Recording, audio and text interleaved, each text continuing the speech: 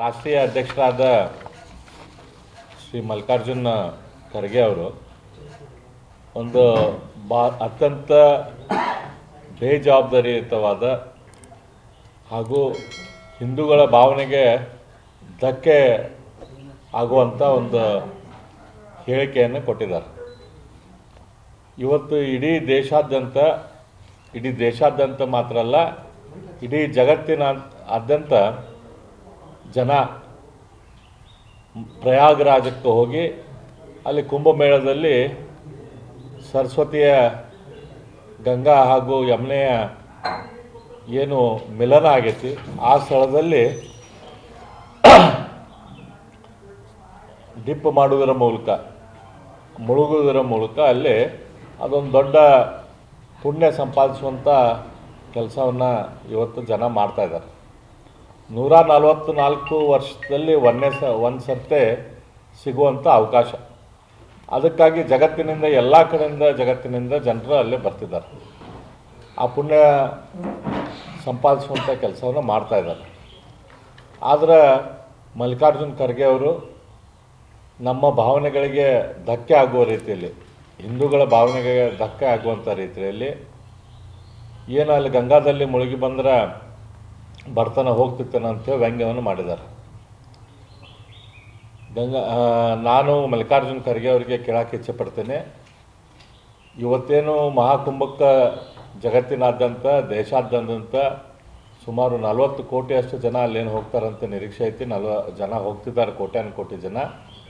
ಅವರೆಲ್ಲರೂ ತಮ್ಮ ಸ್ವಂತ ದುಡ್ಡಿನಿಂದ ಅಲ್ಲಿ ಹೋಗ್ತಿದ್ದಾರೆ, ತಮ್ಮ ಸ್ವಂತ ಖರ್ಚಿನಿಂದ ಅಲ್ಲಿ ಹೋಗ್ತಿದ್ದಾರೆ. ಶ್ರದ್ಧಾಭಾವನೆಯಿಂದ ಅಲ್ಲಿ ಹೋಗಿ ಗಂಗೆಯಲ್ಲಿ ಆ ಪ್ರಯಾಗರಾಜದಲ್ಲಿ ಮುಳುಗಿ ಹೇಳ್ತಾ ಇದ್ದಾರೆ. ನಿಮಗೆ ಇದೇ ಪ್ರಶ್ನೆಯನ್ನು ಸಾಬರಿಗೆ ಕೇಳುವಂಥ ಧೈರ್ಯ ಐತನ? ಇವತ್ತು ಹಿಂದೂಗಳು ಐತಲ್ಲ ತಮ್ಮ ಸ್ವಂತ ದುಡ್ಡಲ್ಲೇ ಪ್ರಯಾಗರಾಜಿಗೆ ಹೋಗ್ತಿದ್ದಾರೆ. ನೀವು ಸಾಬರಿಗೆ ಮೆಕ್ಕಾಕ ಕೊಟ್ಟು ಕಳಿಸ್ತಿರಲ್ಲ, ದುಡ್ಡು ಕೊಟ್ಟು.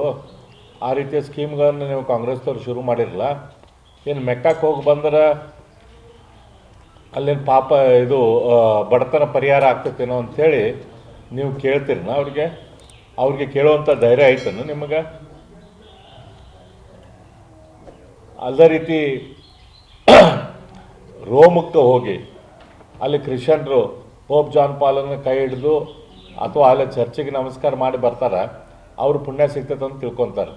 ಅವ್ರಿಗೆ ಅದನ್ನು ಮಾಡಬೇಡ್ರಿ ಅಂಥೇಳಿ ಸೋನಿಯಾ ಗಾಂಧಿಗೆ ಹೇಳುವಂಥ ಧೈರ್ಯ ಐತೆ ನಿಮಗೆ? ರಾಹುಲ್ ಗಾಂಧಿ, ಸೋನಿಯಾ ಗಾಂಧಿ, ಪ್ರಿಯಾಂಕಾ ವಾದ್ರಾ ಇವರೆಲ್ಲರೂ ಚರ್ಚಿಗೆ ನಡ್ಕೊತಾರಲ್ಲ, ನಡ್ಕೋಬೇಡ್ರಿ, ಅದರಲ್ಲಿ ಏನು ಬಡತನ ಕಡಿಮೆ ಆಗೋದಿಲ್ಲ ಅಂತ ಹೇಳುವಂಥ ಧೈರ್ಯ ಏನಾದರೂ ನಿಮ್ಗೆ ಐತೇನೋ? ಅದಿಲ್ಲ ಅಂತಂದಮೇಲೆ ಕೇವಲ ಹಿಂದೂಗಳನ್ನ ಯಾಕೆ ನೀವು ಟಾರ್ಗೆಟ್ ಮಾಡ್ತೀರಿ? ಕೇವಲ ಹಿಂದೂಗಳಿಗೆ ಯಾಕೆ ಇದನ್ನು ಮಾಡತ್ತೀರಿ? ಅದಕ್ಕಾಗಿ ಮಲ್ಲಿಕಾರ್ಜುನ ಖರ್ಗೆ ಅವರ ನಾನು ನಿಮಗೆ ಕ್ಷಮಾ ಕೇಳೋಕ್ಕೆ ಆಗ್ರಹ ಪಡಿಸ್ತೇನೆ. ನಿಮ್ಮ ಮಾತನ್ನು ಕೇಳಿಕೊಂಡು ಇಲ್ಲಿಯ ನಮ್ಮ ಜಿಲ್ಲಾ ಉಸ್ತುವಾರಿ ಮಂತ್ರಿಗಳಾದ ಸಂತೋಷ್ ಲಾಡ್ ಅವರು ಕೂಡ ಅದೇ ರೀತಿ ಬೇಜವಾಬ್ದಾರಿಯ ಹೇಳಿಕೆಯನ್ನು ಕೊಟ್ಟಿದ್ದಾರೆ. ಅವರು ಕೂಡ ಅದೇ ಪ್ರಶ್ನೆಯನ್ನು ಕೇಳಿದ್ದಾರೆ. ಸಂತೋಷ್ ಲಾಡ್ ಅವರ, ನೀವು ಹಿಂದವಿ ಸಾಮ್ರಾಜ್ಯದ ಸಂಸ್ಥಾಪಕರಾದ ಶಿವಾಜಿ ಮಹಾರಾಜರ ವಂಶಸ್ಥರು. ನೀವು ನಿಮ್ಮ ಕಡೆಯಿಂದ ಮುಸಲ್ರ ಓಲೈಕೆ ಮಾಡೋಕ್ಕೆ ಈ ರೀತಿ ಶಬ್ದ, ಈ ರೀತಿಯ ಹೇಳಿಕೆಯನ್ನು ನಾವು ನಿರೀಕ್ಷೆ ಮಾಡೋದಿಲ್ಲ. ದಯಮಾಡಿ ಅವರು ಕಾಂಗ್ರೆಸ್ಸಿನ ಅಧ್ಯಕ್ಷರಾದಾರ ಅನ್ನೋ ಕಾರಣಕ್ಕೆ ಅವ್ರನ್ನ ಓಲೈಸೋಕೆ ನೀವು ನಿಮ್ಮ ಹಿನ್ನೆಲೆ ಏನೈತಿ ಅದನ್ನು ಮರ್ಯಾಕೆ ಹೋಗ್ಬೇಡ್ರಿ ಅಂತೇಳಿ ನಾನು ವಿನಂತಿ ಮಾಡ್ಕೊತೇನೆ.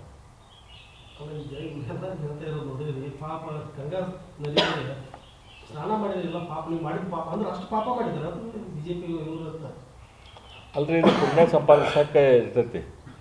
ಮಾನವ ಜನ್ಮ ಅಂತಂದಮೇಲೆ ಅದಕ್ಕೆ ಏನೇನೋ ನಾವು ನಮ್ಗೆ ಗೊತ್ತಿಲ್ಲದೋ ನಾವೆಲ್ಲ ಪಾಪ ಪುಣ್ಯ ಎರಡೂ ಮಾಡಿರ್ತೇವೆ. ಹಾಗಾಗಿ ಇದೊಂದು ದೊಡ್ಡ ಅವಕಾಶ ನಮ್ಮ ಸನಾತನ ಧರ್ಮದ ಪ್ರಕಾರ.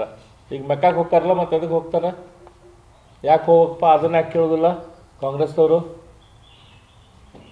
ಈಗ ರಾಹುಲ್ ಗಾಂಧಿ, ಸೋನಿಯಾ ಗಾಂಧಿ, ಪ್ರಿಯಾಂಕಾ ವಾದ್ರಾ ಅವರಲ್ಲೇ ಚರ್ಚಿಗೆ ನಡ್ಕೊತಾರಲ್ಲ, ರೋಮನ್ ಕ್ಯಾಥಲಿಕ್ ಚರ್ಚಿಗೆ, ಪೋಪ್ ಜಾನ್ ಪಾಲಿಗೆ.